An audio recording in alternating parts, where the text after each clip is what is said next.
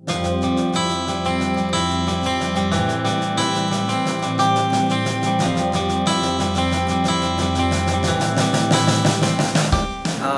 up? Ako si Adrian Digia, also known as AIDS, tsaka Dian.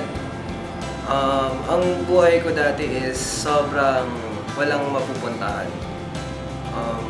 Ang madalas kong gawain back then is fist fight, drugs, fraternity, inom.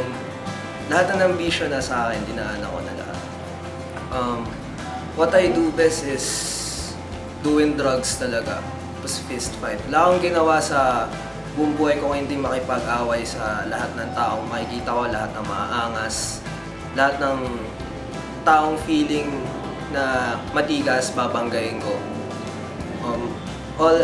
Pag nagda-drugs naman ako, lahat ng friends ko is hinuhugot ko.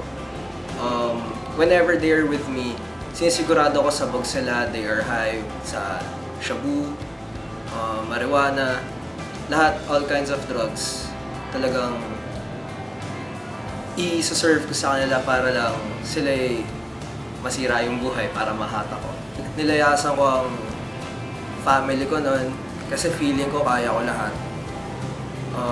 I stopped school dahil akala ko sa drugs kikita na ako ng malaki.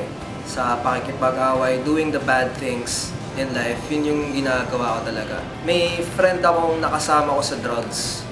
Ang ginawa ko, talagang ginawa ko siyang, talagang pinahay ko yung level niya to the peak na talagang natutulog na siya, nagmamakaawa na siya sa akin, gusto niya na umuwi.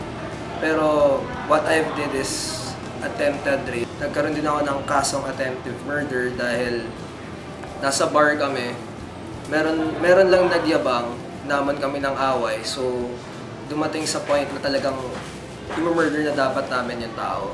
So for some time, nag-spend kami ng time sa jail, Parañaque City Jail.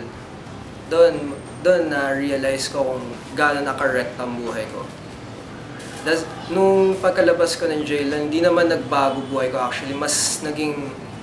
Feeling ko mas naging matigas pa ako dahil siyempre, lahat dinaanan mo, lahat nagawa ko na. Iba pa. As of now, I am the head leader ng Tao Gamma Phi dito sa Moonwalk. And kung titignan mo talaga, wala talagang patutunguhan ng buhay kung umaasa ka lang dyan eh. Rebellious, everything, self-centered talagang. Akala mo, lahat magagawa mo eh.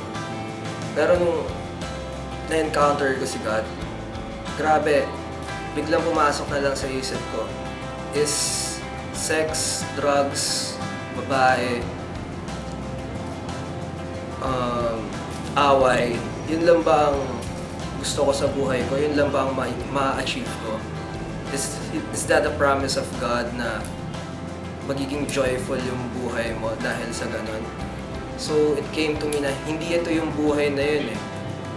When I started serving God, grabe, happiness, peace, respect sa sarili ko and to others. Nagawa ko lahat yun. May mga sacrifices ako pero it's worth it para kay Lord kasi lahat nabibigay niya, salvation sa family, sa friends, sa lahat, sa loved ones mo. If my life was so rebellious, sobrang walang papatunguhan, sure ako may mga tao dyan, same din ang pinagdadaanan ko and all they need is God. Konting encouragement lang and introduce lang. Konting pagsisikap lang and I'm sure they will change. Mararamdaman nila yung joy and happiness na nararamdaman ko ngayon.